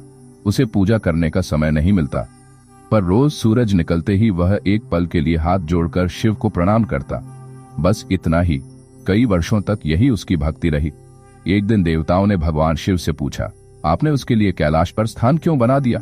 शिव ने कहा, उसने अपनी आजीविका और श्रम के मध्य भी एक क्षण मुझे दिया, जबकि कई लोग घंटों पूजन करके भी केवल फल की इच्छा करते हैं। ये कथा स्पष्ट करती है कि भगवान दिखावटी तप से अधिक सच्चे हृदय को स्वीकारते हैं। 3 छोटा प्रयास, गहरी श्रद्धा परम कृपा। शिव पुराण कहता है, स्मृति मात्रेण शंकरो दाता भक्ति, अर्थात सिर्फ स्मरण करने मात्र से भी शिव कृपा देते हैं। अतः सुबह उठकर ओम नमः शिवाय कहना, भोजन से पहले शिव का स्मरण, नित्य कर्म करते हुए भी हृदय में भोलेनाथ की उपस्थिति को अनुभव करना, ये छोटे प्रयास नहीं, ईश्वर की कृपा को आमंत्रित करने वाले द्वार हैं। 4 केवल बाह्य तप, बिना भीतर की शुद्धि। व्यर्थ है जो लोग केवल दिखावे के लिए बड़े व्रत उपवास करते हैं, पर हृदय में ईर्ष्या, घृणा, छल भरा हो। उनके लिए शिव पुराण में कड़ी चेतावनी है। तपश्च पूजा च कुर्वन्ति परं द्वेषं न त्यजन्ति, तेषां तपो निरर्थकं शिवं न विन्दन्ति ते। अर्थ, जो पूजा तो करते हैं पर दूसरों से द्वेष नहीं छोड़ते, उनका तप निरर्थक है। शिव केवल बाहरी नियमों से प्रसन्न नहीं होते, वे मन की शुद्धता चाहते हैं। 5 गृहस्थ भक्तों को भी शिव उतनी ही कृपा देते हैं। शिव पुराण में अनेक गृहस्थ भक्तों की कथाएं हैं। शिवानंद गृहस्थ, जो केवल रोटी बांटता और भगवान का नाम लेता था। वशिष्ठ ऋषि, गृहस्थ जीवन में रहते हुए भी शिव का साक्षात दर्शन करते थे। सुंदर सेन व्यापारी, जिसने व्यापार में ईमानदारी रखी और रात को दीप जलाकर शिव का स्मरण किया। इन सब पर शिव ने कृपा की, क्योंकि उन्होंने छोटे छोटे प्रयासों में बड़ी श्रद्धा जोड़ी थी। 6 तप से ज्यादा महत्वपूर्ण है तपस्विता। तप एक प्रक्रिया है, तपस्विता एक जीवन शैली है। संयम, संतोष, समर्पण, श्रद्धा और सेवा। कोई भी व्रत यदि तपस्विता न दे तो वह केवल शरीर को कष्ट देना रह जाता है, परंतु जो हर दिन भगवान के प्रति नम्र, दूसरों के प्रति सहृदय और कर्मों में निष्कलंक है, वह शिव का प्रिय हो जाता है, चाहे उसने कभी कोई उपवास न किया हो। 7 कथा, शिव और चर्मकार। शिव पुराण में एक चर्मकार, चमड़ा बनाने वाला, की कथा आती है। वह बहुत नीच समझा जाता था, परंतु रोज सच्चे भाव से शिव शिव करता रहता। उसने कभी कोई बड़ा व्रत नहीं किया। एक दिन एक ब्राह्मण ने शिव से पूछा, भगवान, आप इसकी भक्ति स्वीकार कैसे कर सकते हैं? ये तो चर्मकार है। शिव ने मुस्कुराकर कहा, जिसका जीवन सत्य, नम्रता और श्रद्धा से भरा हो, वह चाहे जिस जाति में हो, वह मुझे उतना ही प्रिय है जितना हिमालय पर तप करने वाले ऋषि। 8 छोटे प्रयासों से शुरू होती है सच्ची यात्रा। हर भक्त को चाहिए कि वह मुझे बड़े व्रत करने हैं सोचकर ना घबराए, बल्कि दिन की शुरुआत एक मंत्र से करे। भोजन से पहले भगवान को भोग लगाए। रात्रि में एक क्षण उनके चरणों को याद करे। महीने में एक दिन शिवरात्रि या सोमवार का व्रत रखे, यदि संभव हो। ये छोटे प्रयास भगवान शिव को बहुत प्रिय होते हैं। 9 निष्कर्ष, भगवान शिव केवल उन्हीं पर कृपा नहीं करते जो बड़े व्रत उपवास करें। जिनके पास समय, शक्ति, साधन नहीं है पर मन सच्चा है, वे भी उतने ही योग्य हैं। शिव भावना के अधिपति हैं, बाह्य तपस्या के नहीं। छोटे प्रयासों में यदि प्रेम, श्रद्धा और समर्पण हो तो वे भी विशाल फल देते हैं। गृहस्थ जीवन में रहते हुए भी ईश्वर की कृपा प्राप्त हो सकती है, यदि जीवन सत्य, सेवा और स्मरणमय हो। आत्मंथन के प्रश्न, क्या मेरी भक्ति दूसरों को दिखाने के लिए है या सच्चे भाव से? क्या मैं छोटे छोटे प्रयासों को कम आंकता हूँ? क्या मेरा जीवन तप से नहीं तो तपस्विता से जुड़ा है? एपिसोड 14, जब बुरे लोग पूजा पाठ करके सफल हो जाते हैं तो क्या ईश्वर उनकी पूजा को भी स्वीकारते हैं? प्रस्तावना, हम अक्सर जीवन में ऐसा देखते हैं कि कोई व्यक्ति छल कपट से व्यापार करता है, दूसरों का अहित करता है, परंतु फिर भी वह मंदिर भी जाता है, व्रत भी करता है और उसका जीवन आर्थिक और सामाजिक दृष्टि से सफल दिखाई देता है। ऐसे में एक प्रश्न स्वाभाविक रूप से उठता है, क्या भगवान ऐसे लोगों की पूजा पाठ को भी स्वीकारते हैं? क्या सिर्फ पूजा पाठ करना ही भगवान को प्रसन्न करने के लिए पर्याप्त है, भले ही व्यक्ति का आचरण दूषित हो? शिव पुराण इस विषय में गहन और स्पष्ट उत्तर देता है।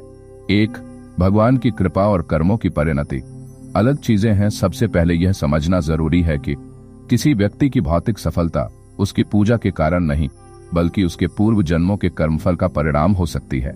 शिव पुराण के अनुसार कर्मणा जायते सिद्धि न केवलम पूजनात् प्रभो, अर्थात सिर्फ पूजा से नहीं, कर्मों से भी फल मिलता है। जो व्यक्ति वर्तमान में दुराचारी है पर फिर भी उन्नति कर रहा है। वह शायद अपने पिछले जन्म के अच्छे कर्मों का फल भोग रहा है, पर यह फल स्थायी नहीं होता। 2. भगवान पूजा को स्वीकार करते हैं, परंतु श्रद्धा के आधार पर किसी का पूजा करना अपने आप में गलत नहीं है, इवन यदि वह पापी हो। परंतु भगवान श्रद्धाहीन स्वार्थपूर्ण पूजा को स्वीकार नहीं करते, और यदि स्वीकार करते भी हैं तो वह केवल उसके पुण्य के शीघ्र क्षय के रूप में होता है। शिव पुराण कहता है, नहीं दुष्टस्य पूजा स्थायी सौख्यं लभ्यते, अर्थात दुष्ट व्यक्ति की पूजा से स्थायी सुख नहीं आता। वह सुख भले कुछ समय के लिए दिखाई दे, पर भीतर से उसका ह्रास आरंभ हो चुका होता है। 3. रावण की कथा। शिव भक्ति अहंकार पतन। शिव पुराण में रावण की कथा प्रसिद्ध है। रावण महान शिव भक्त था। उसने अपनी भुजाएं काटकर शिव को अर्पण कर दी थीं। शिव ने उसे चंद्रहास तलवार और बल प्रदान किया, परंतु रावण का हृदय अहंकार, वासना और अधर्म से भरा था। वह शिव भक्त होते हुए भी मर्यादा का उल्लंघन करता रहा। परिणाम, शिव ने अंततः रावण के रूप में उसके विनाश का मार्ग प्रशस्त किया। यह दर्शाता है कि यदि भक्ति के साथ संयम, नम्रता और धर्म न हो तो भगवान का आशीर्वाद विनाश का कारण भी बन सकता है। 4. असुरों की पूजा और उनका अंत। शिव पुराण में कई असुरों की कथाएं हैं। बानासुर, शिव भक्त पर अत्याचारी त्रिपुरासुर। शिव की उपासना से शक्तिशाली पर अहंकारी अंधकासुर। शिव की तपस्या से शक्तिशाली बना, परंतु कामवश अधर्मी बन गया। इन सब ने शिव की कठोर तपस्या की, वरदान प्राप्त किए और फिर अधर्म का मार्ग चुना। अंत में क्या हुआ? भगवान शिव ने स्वयं ही उनका विनाश किया। शिक्षा, भगवान किसी की भक्ति को अस्वीकार नहीं करते, परंतु यदि वह भक्ति धर्म विहीन, स्वार्थी और उद्दंड बन जाए तो वह विनाश का कारण बन। 5. भक्ति के साथ शुद्ध आचरण अनिवार्य है। शिव पुराण स्पष्ट करता है, धर्मेण हीनः भक्तो पी न मे प्रिय कदाचन, अर्थात जो भक्त धर्म से हीन है वह मुझे कभी प्रिय नहीं हो सकता। पूजा पाठ करना एक श्रेष्ठ आरंभ है, परंतु यदि व्यक्ति दूसरों का अपमान करता है, झूठ, छल और द्वेष में लिप्त है, केवल अपने स्वार्थ के लिए भगवान को स्मरण करता है, तो वह ईश्वर का सच्चा भक्त नहीं, बल्कि अंततः ईश्वर से विमुख हो जाता है। 6. कभी कभी भगवान बुरों को फल देकर भलाई का मार्ग दिखाते हैं। शिव पुराण कहता है, दुष्टो पि यदि भक्तः स्यात् तम मार्गे स्थापयाम्यहम्। यदि कोई पापी भी भक्त है तो मैं उसे धर्मार्ग पर लाने का प्रयास करता हूँ।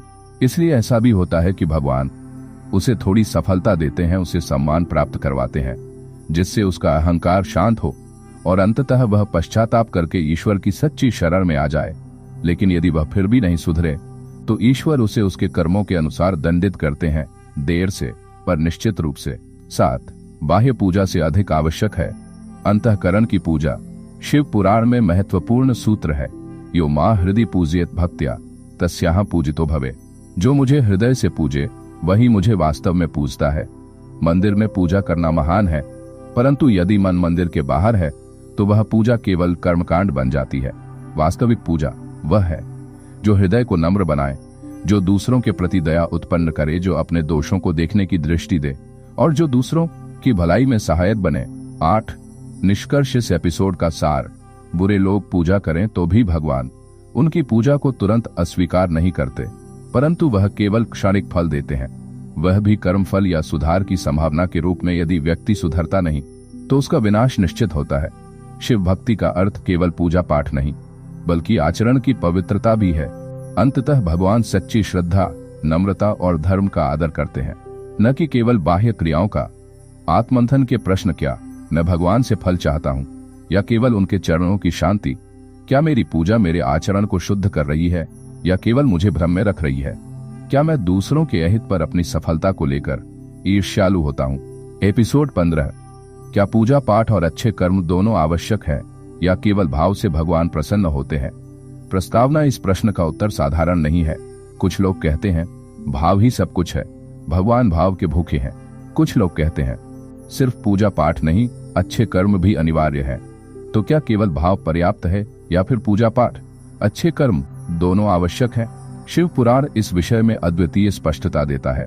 1. भगवान शिव की दृष्टि में सबसे ऊंचा क्या है? शिव पुराण कहता है, श्रद्धया युक्तन कर्म सत निष्कामम च शुभम भवेत, अर्थात श्रद्धा से किया गया निष्काम कर्म ही सबसे शुभ होता है। यानी शिव न कर्म को छोड़ते हैं और न ही भाव श्रद्धा को गौण समझते हैं। श्रद्धा बिना कर्म निर्जीव है और कर्म बिना श्रद्धा अहंकारपूर्ण। 2 केवल भाव से भगवान तो प्रसन्न होते हैं, परंतु एक कथा शिव पुराण में आती है। एक शिकारी ने अज्ञानवश शिवरात्रि की रात्रि में बिल्वपत्र से एक शिवलिंग पर जल अर्पण कर दिया। वह जानता तक नहीं था कि वह पूजा कर रहा है, परंतु उसकी अवचेतन श्रद्धा, निर्दोषता और भोलेपन से भगवान शिव प्रसन्न हो गए। इससे क्या सिद्ध होता है?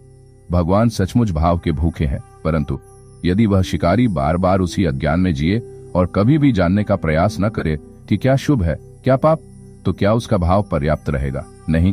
भाव की सच्चाई तब प्रमाणित होती है जब वह आचरण और कर्म में भी उतरती है। 3 भाव, श्रद्धा, कर्म। भक्ति का कर्म रूप शिव पुराण में आता है। श्रद्धावान लभते ज्ञानन ज्ञानात् मोक्षं च गच्छति। श्रद्धा, ज्ञान, भक्ति, कर्म, मोक्ष, ये ईश्वर तक पहुंचने की एक सीढ़ी है। भाव, श्रद्धा, प्रेम, समर्पण, कर्म, सेवा, दया, न्याय, सत्कर्म। यदि केवल भाव है पर मनुष्य दूसरों के साथ अन्याय कर रहा है तो वह भाव अधूरा है। 4 केवल पूजा पाठ का दिखावा, शिव को स्वीकार नहीं। एक कथा शिव पुराण में आती है। एक ब्राह्मण प्रतिदिन शिव की पूजा करता था, परंतु उसके मन में घृणा, अहंकार और दूसरों के प्रति द्वेष था। एक दिन उसकी पूजा के मध्य शिव प्रकट हुए, परंतु पीठ फेर कर खड़े हो गए। ब्राह्मण ने पूछा, भगवान आपने दर्शन तो दिए, पर मुंह क्यों फेर लिया? शिव बोले, तेरी पूजा में मंत्र है, आचरण नहीं। तेरे मुख में भक्ति है, पर मन में कलुष। मैं पूजा नहीं, सच्चाई चाहता हूँ। इससे स्पष्ट है कि केवल पूजा पाठ अगर हृदय शुद्ध नहीं तो वह निरर्थक हो जाती है। 5 भगवान का सबसे प्रिय कर्म, सेवा। शिव पुराण में स्वयं शिव पार्वती से कहते हैं, भक्तों में प्रियतनोस्ति यह प्राणिहित मिच्छति। मुझे वही भक्त प्रिय है जो सभी प्राणियों के कल्याण की इच्छा करता है। इसका अर्थ है केवल जल चढ़ाना, दीप जलाना ही पूजा नहीं। किसी भूखे को भोजन देना, दुखी को सांत्वना देना भी पूजा है। और जब कोई व्यक्ति दोनों करता है, मंदिर की पूजा और मानव सेवा, तब वह पूर्ण शिव भक्त बनता है। 6 क्या बिना कर्म के केवल हर हर महादेव से मुक्ति संभव? बहुत से लोग सोचते हैं कि मैं सिर्फ नाम जपूंगा, कर्म करना जरूरी नहीं। शिव पुराण में उत्तर है, नाम स्मरण ही मोक्षदन यदि कर्म पथ न बाधते। नाम स्मरण तभी मुक्ति देता है जब वह अच्छे कर्मों के पथ को न रोके। इसका सार ये हुआ कि नाम स्मरण महाशक्ति है, परंतु वह आलस्य या कर्तव्यच्युत होने का बहाना नहीं बनना चाहिए।